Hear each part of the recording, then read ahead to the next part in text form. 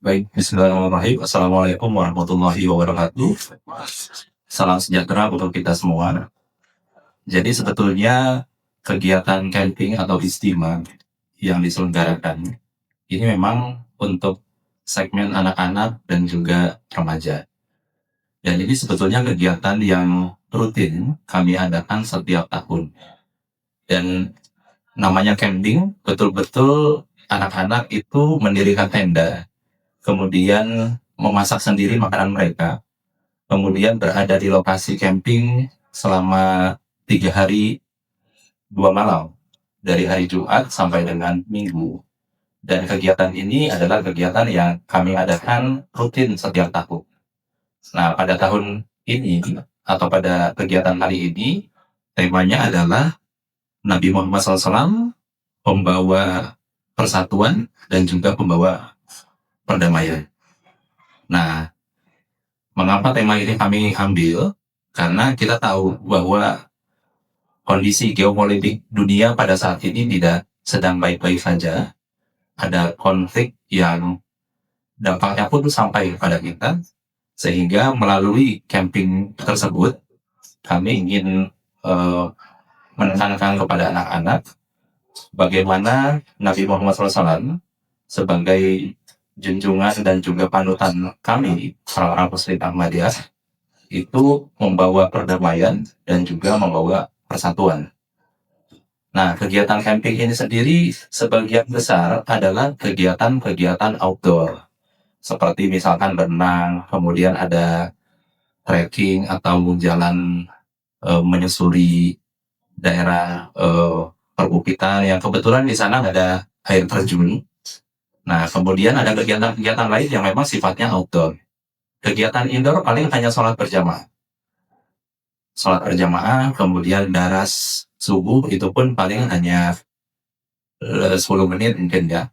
Selebihnya adalah kegiatan-kegiatan yang sifatnya outdoor, main bola, kemudian tali tambang, balap karung, dan sebagainya.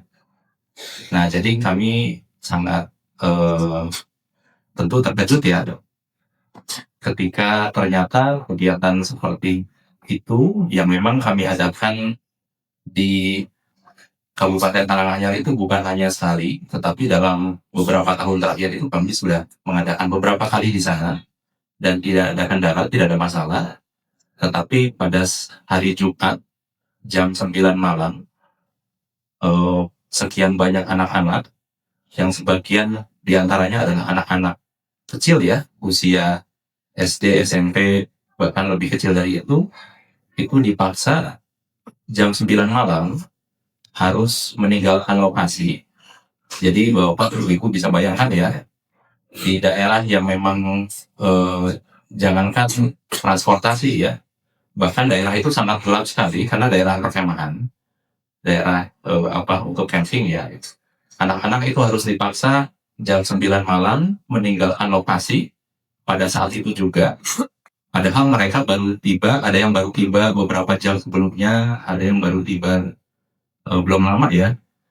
Kemudian mereka harus meninggalkan tempat, ditambah dengan orasi pembakaran ban, kemudian intimidasi, teriakan-teriakan yang bernada mengancam, yang disaksikan oleh aparat kepolisian juga. Bahkan aparat kepolisian juga datang ke tenda-tenda itu untuk menghimbau para peserta untuk meninggalkan tempat, dan sebagian diantaranya justru membawa senjata laras panjang.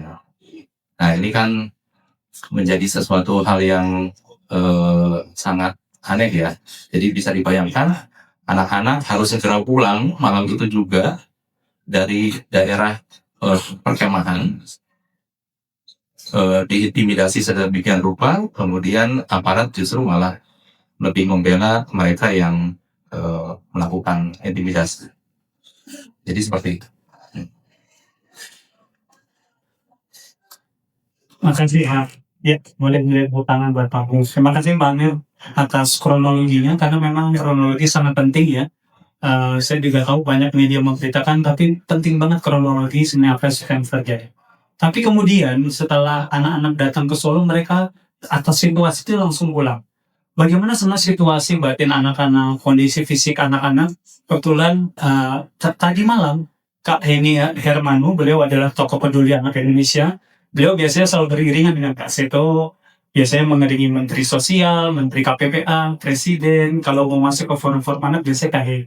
Nah, kita bersyukur sekali Kak Heni datang dan kebetulan di sini sehingga langsung menemui anak-anak Pak Amir ketika baru pulang di Maniswan.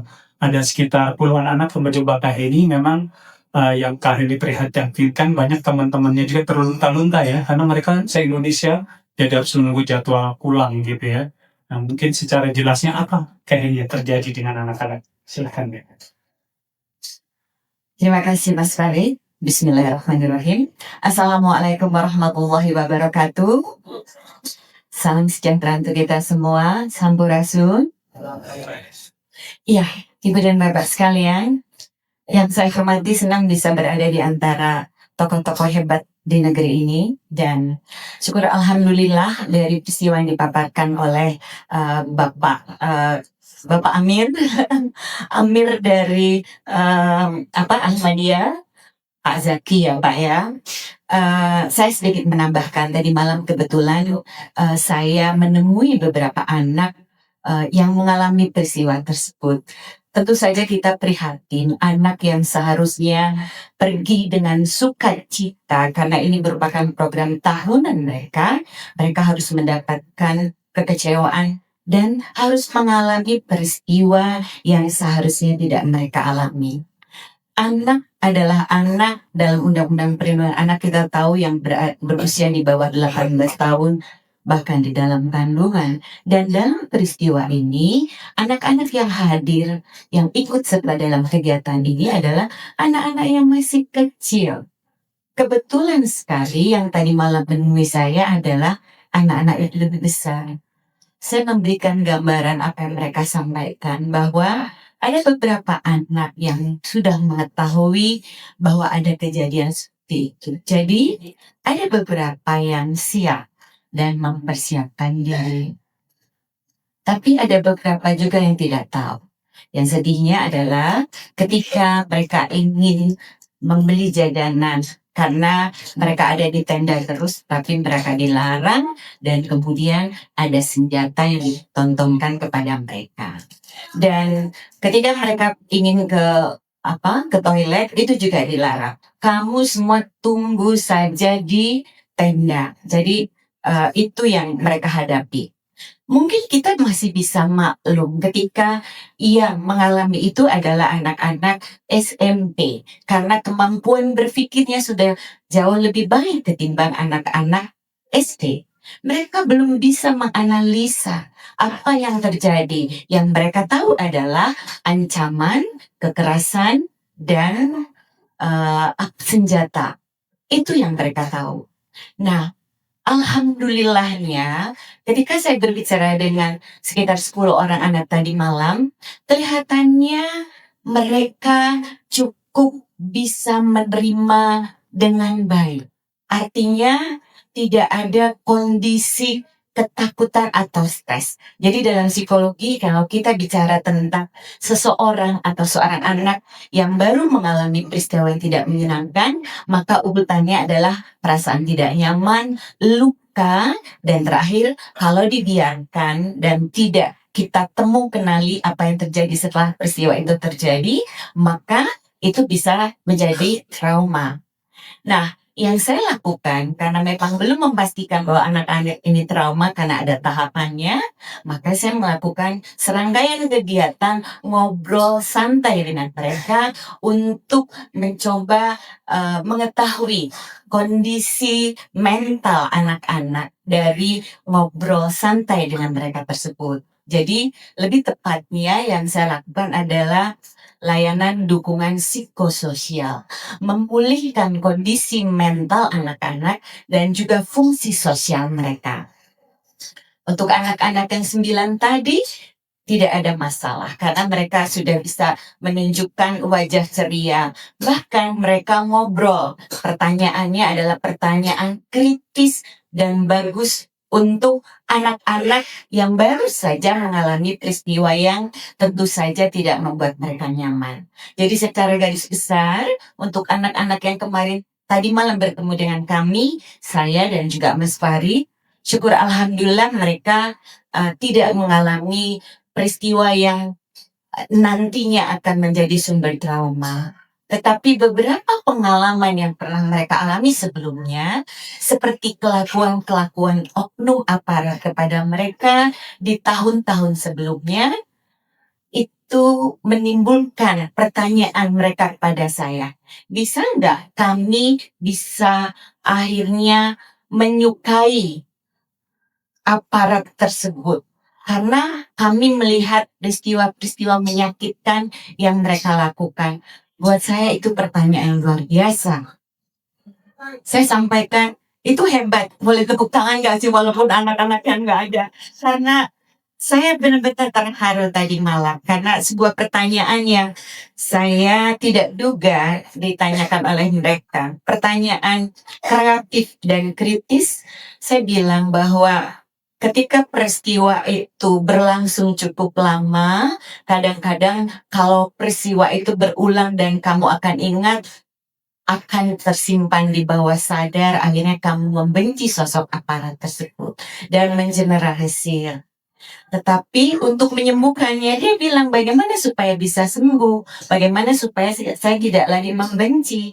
Untuk itu butuh proses yang panjang. Tapi mereka anak-anak baik. Artinya mereka ingin siapapun yang dekat. Karena orang dewasa di sekitar anak adalah orang-orang yang harusnya seyogianya melindungi mereka. Apalagi kita tahu bahwa dalam Undang-Undang 35 2014, 4 dan hak anak. Hak untuk tumbuh dan berkembang, hak untuk dilindungi, hak berpartisipasi, dan satu lagi, hak hidup. Jadi hak dilindungi. Bagaimana anak mendapatkan perlindungan sementara orang dewasa tidak melakukan itu? Butuh orang sekampung untuk melindungi anak-anak kita, Bapak dan Ibu sekalian. Mudah-mudahan saya bisa ketemu dengan anak-anak yang lebih kecil sehingga bisa tahu kondisi mereka, karena mereka berbeda cara berpikir dengan yang lebih besar. Mereka belum berpikir secara analisis. Mereka taunya kekerasan, bentakan, kejahatan, dan senjata.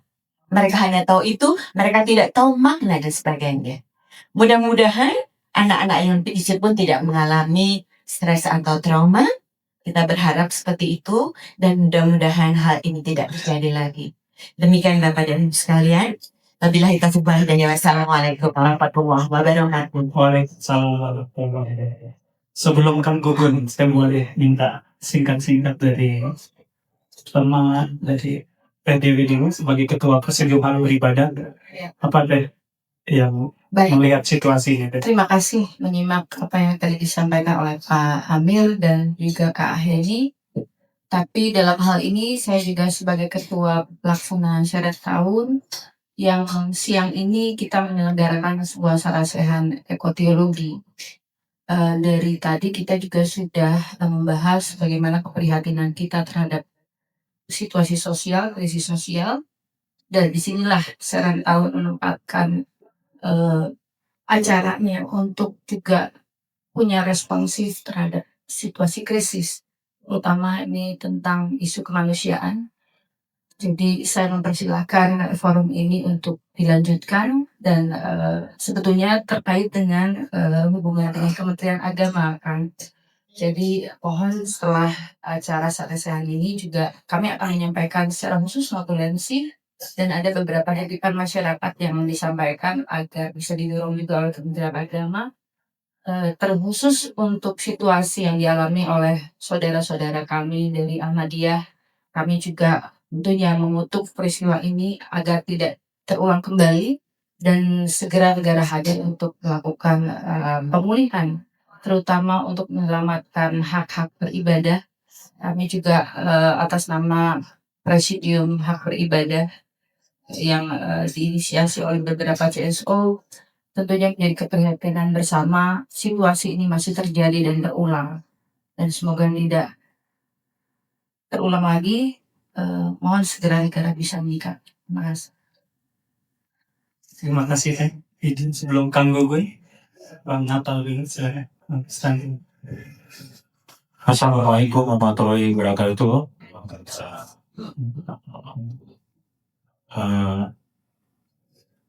Pak Coki, Mas Dwi, Teh Dewi, dan saya, dan beberapa orang di sini adalah saksi. Sekarang ini reformasi sudah berjalan 28 tahun. Tetapi apa yang terjadi adalah kasus-kasus intoleransi semakin lama semakin banyak.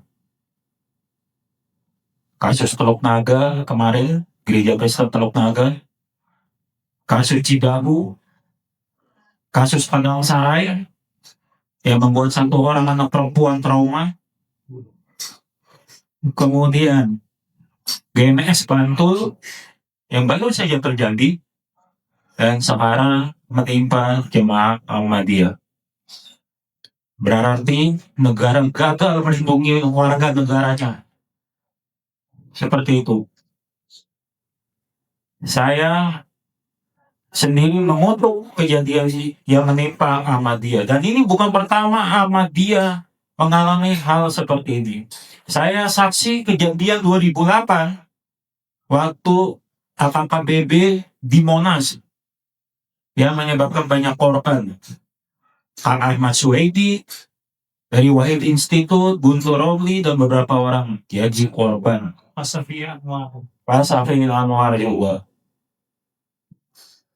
Jadi, saya mengambil kesimpulan bahwa kita tidak bisa berdiam diri dan memberi secuil pun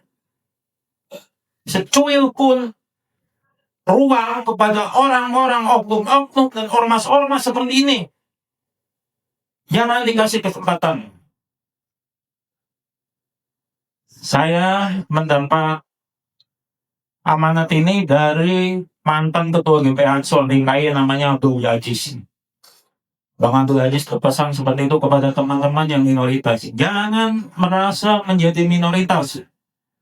Kita adalah equal. Kita adalah setara sebagai warga negara kesatuan Republik Indonesia. Demikian juga teman-teman penghayat, teman-teman kepercayaan. Jangan mundur sedikit pun. Seperti itu.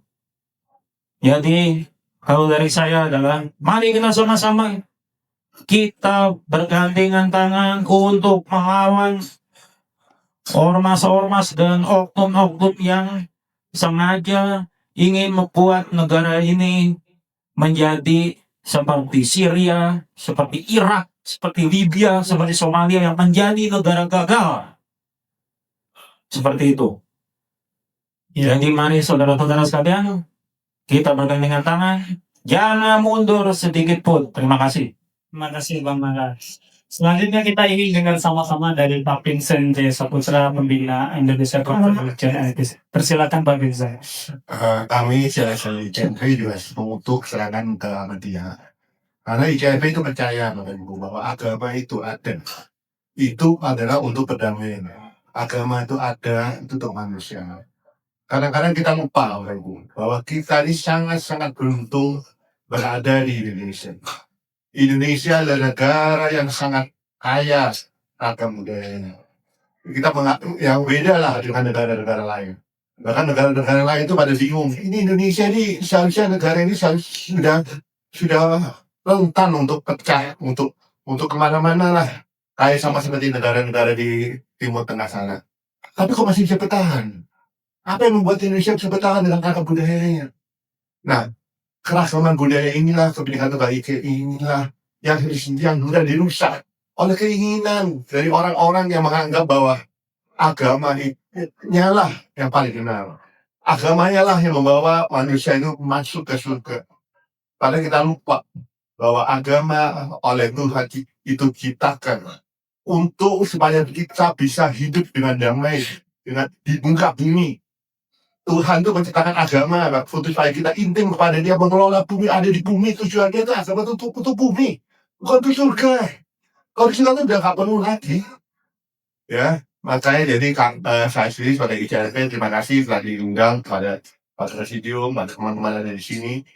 Mari kita rawat Indonesia, mari kita jaga Indonesia Mari kita jaga rupa kita sebagai rumah yang tetap bineka, rumah yang tetap rupa damai, dan rupa yang tetap kita bersatu di dalam kebinekaan, di dalam nilai-nilai Pancasila, dan jangan slogan saja, tapi tetap dihayati.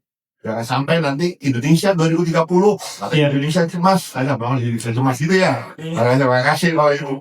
Makasih Pak Vincent ya untuk selanjutnya kita akan serahkan ke Kang Gugun.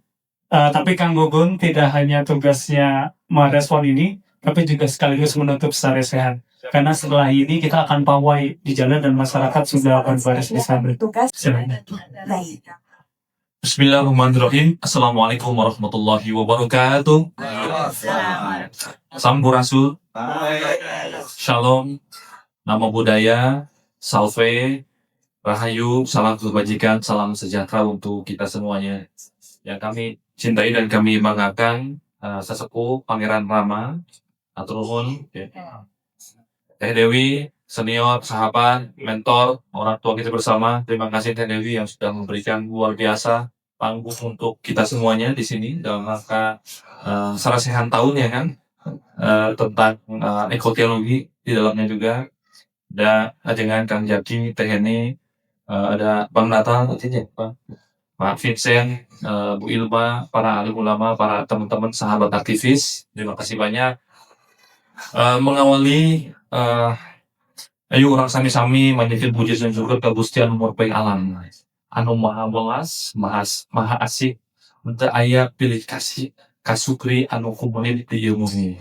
Nah, itu pasapan orang Jawa Barat atau Sunda kan. Saya masih belajar bahasa Sunda wonten lokalu.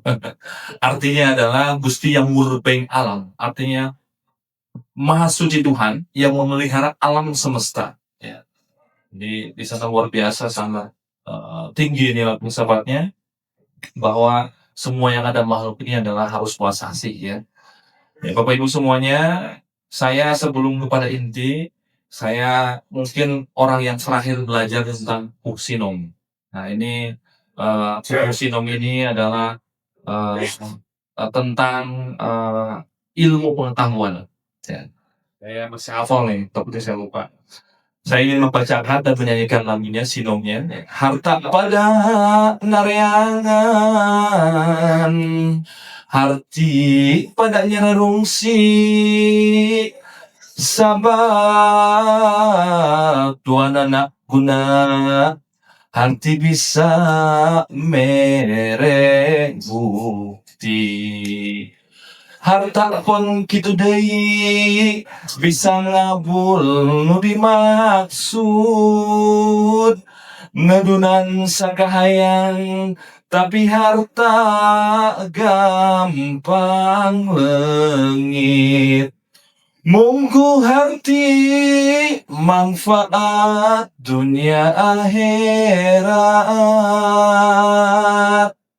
Alhamdulillah masih apa?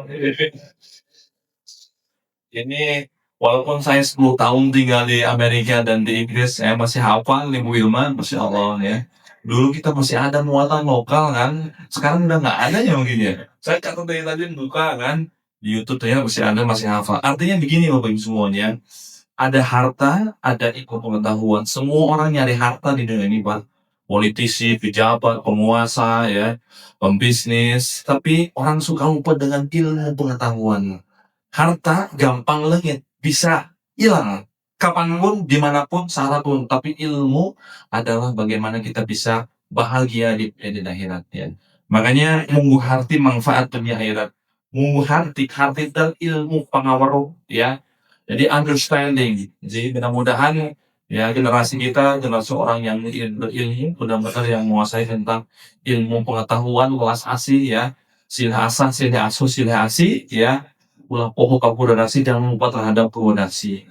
Saya ini izin para senior, saya baru pertama kali saya datang di sini, sebuah kehormatan bagi kami ya, diundang, baru ketemu Teh Dewi kemarin ya, Pak Ketum di Jakarta juga beberapa kali, Teh Heni ya akan datang, dan Bang Vincent. Saya memang lama di luar negeri, izin Bang, Jadi saya lama di Amerika 3 tahun, di Inggris 6 tahun, saya baru bergabung di pemerintahan kemarin, saya paling muda, saya status Menteri Agama bidang kerukunan umat beragama, pelayanan agama, pengawasan, dan kerjasama luar negeri. Saya masuk 2023, istri saya namanya Ibu Hilma ya.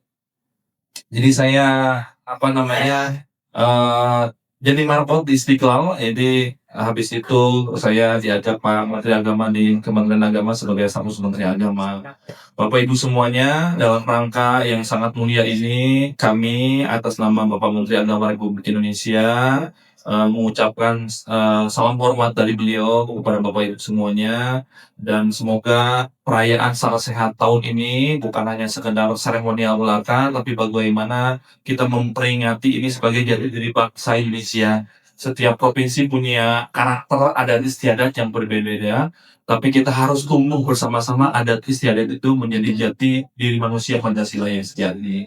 Saya adalah Gugun Gumilang, saya lama di pesantren, saya mengenyam MI, MTS, MA di Purwakarta sampai ke UIN Bandung, lalu saya berangkat S2 ke Amerika, disekolahkan oleh PBNU, kemudian lalu ke S3 di Dublin, Irlandia di Inggris. Dan ini adalah momen bagi saya selalu turun ke lapangan, saya jarang hadir di hotel ya, bahwa hari ini situasi ekonomi dunia sedang turun, kita sedang the crisis of morality, tadi sedang disebutkan oleh teman-teman sahabat-sahabat semuanya, the crisis of humanization ya, kemudian ekoteologi juga, eco human being ya, sedang krisis semuanya, termasuk kejadian yang menimpa ya bertahun-tahun selama era pasca reformasi, bukannya lebih baik, justru ini semakin mengkhawatirkan sekali Pak Vincent, Pak Natal. Ini terima kasih banyak atas kritikannya bagi kami ya, pemerintah ya. Saya nggak tahu kalau misalkan menterinya bukan Menteri Agama Pak Nasar ya, teman sekarang mungkin indeks intoleransi kita semakin sangat menurun sekali. Jadi kemarin ketika menerima Paus Francis Bapak Suci juga, Bapak Suci di Istiqlal, itu banyak sangat kritik ya dari masyarakat Indonesia. Itu tidak mudah seorang imam besar, seorang sebelum menteri agama. Jadi beliau mengundang itu banyak kritikan, masukan dari PBNU, Muhammadiyah, Persis, Al-Waslih, dan lain-lain. Bagaimana Pop Prancis masuk di Istiqlal. Akhirnya setelah negosiasi lama, akhirnya kami bisa menerima. Nah ini adalah salah satu bagaimana kita menerapkan ada tentang pendidikan toleransi, kurikulum cinta ini hari ini. Kami terus akan turun ke lapangan, termasuk kejadian baru saya turun ke Surabaya. Sebenarnya saya juga sama ditolak. Jadi ini Bang di Yogyakarta saya ditolak 5 hari yang lalu oleh JFI, tidak boleh turun, orang udah ngomong saya lalu balik ke mana, ke Borobudur Temple, ada perayaan Waisak. Jadi bukan abang aja, saya juga tolak ya, oleh teman-teman JFI. Tentu Kementerian Agama banyak kritiknya ya, banyak masukan dari teman-teman aktivis dan teman-teman semuanya. Kami juga menyadari bahwa Kementerian Agama tidak bisa sendirian. Tentunya hari ini nggak ada yang datang pejabat tuh, ya. Dari Pemda, Pemprov, dari Kemendagri, Kemkumham ada yang datang nggak, Pen? Ada ya? Kemarin ada ya? Kemarin ada. Alhamdulillah ada. Kalau bisa ada di sini. Wamen ada, alhamdulillah. Jadi kalau bisa diundang dari Kemendagri juga ya, kemudian dari Pemda, Pemprov, bahwa ini bukan hanya sekedar seremoni, tapi ini adalah jati diri bangsa Indonesia. Kita punya filsafah yang sangat luar biasa tinggi, yaitu silih asah, silih asuh, silih asih, silih buangi. Jadi saling mengasihi, saling menyayangi satu sama lain. Ini prinsip orang kita dulu ya, orang Sunda dulu ya, Sunda Buhun. Bagaimana kita bercengkrama dengan masyarakat ya, menggunakan toleransi yang sangat baik ya. Tentu ajaran-ajaran Sunda Wiwitan adalah ajaran kami juga ya. Jadi orang Jawa Barat, orang Sunda yang akur ya, silih akur sadudulur ya, saling satu keluarga. Tapi kita hari ini bahwa masyarakat Jawa Barat ya, saya sangat sedih sekali kan di mana-mana. Saya mulai di Bekasi, HKBP ya, kemudian Tangerang kemarin, di Bogor, di Garut kemarin ya, baru-baru ini, kemudian di Jakarta juga. Saya sangat khawatir sekali. Kami dari ini menyayangkan bahwa ini terjadi terus-menerus. Kami telah menyampaikan ke Bapak Menteri Agama, termasuk ke istana juga ke Pak Presiden, kemarin juga kami menyampaikan Menteri Agama ke Pak Prabowo, situasi seperti ini. Dan kami tidak bisa kerja sendiri, harus didukung oleh teman-teman semuanya. Dan insya Allah kita akan bersama-sama dengan semuanya. Terus kami kritik, dan kasih masukan, dan insya Allah kita akan bersama-sama membangun Indonesia yang lebih baik lagi. Kita dukung ya Sarasehan Ekoteologi menjadi sebuah program ya. Sekarang programnya sedang kosong Ben, jadi sekarang nggak ada anggaran ya. Mudah-mudahan nanti setelah dibuka oleh Dirjen Anggaran itu bisa nanti kita melakukan Sarasehan di Jawa Barat dan tentu di mana-mana. Kementerian Lingkungan itu sama kan, haji di Lutut. Mudah-mudahan nanti pertengahan tahun ya ada program untuk Sarasehan Ekoteologi. Nanti emang ada program ya, cuma sekarang belum dibuka oleh Dirjen Anggaran. Mudah-mudahan kita bisa melakukan Sarasehan untuk kedepannya. Dengan menyebut nama Tuhan yang Maha Kuasa, ya, Gusti Anu Maha Ulas Anu Wahasi, ya, Anu Murbai Alam. Kami tutup acara Sarasehan Nasional ini di Kabupaten Kuningan dengan mengucapkan ya doa ya dalam hati bersama-sama menurut agama yang kita percaya masing-masing. Semoga Sarasehan ini menjadi barometer untuk kerukunan dan bangsa Indonesia yang maju ke depan. Dengan kita tutup doa bersama dalam hati masing-masing, semoga Tuhan selalu membersamai kita semuanya. Doa mulai.